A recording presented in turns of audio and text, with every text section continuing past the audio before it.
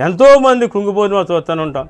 కానీ మనం ఏ స్థితిలో ఉన్నప్పుడు కూడా, ఎటువంటి వారమైనప్పుడు కూడా దేవుడు తన పని కొరకు ఎవరిని ఎప్పుడు ఎలాగ ఏ రీతిగా మరి పిలిచి ఏర్పాటు చేసుకుంటారో అది ఎవరికి కూడా తెలియదండి. సీమోన్ అనేటువంటి పేతురు ఎప్పుడైనా సరే, ఏనాడైనా సరే ఆయన అపోస్తులు పిలవబడితే అనుకున్నాడంటే ఎప్పుడు అనుకోలేదు. ఎందుకో తెలుసా? అది అసలు చదువుకోలేదు పేతురు.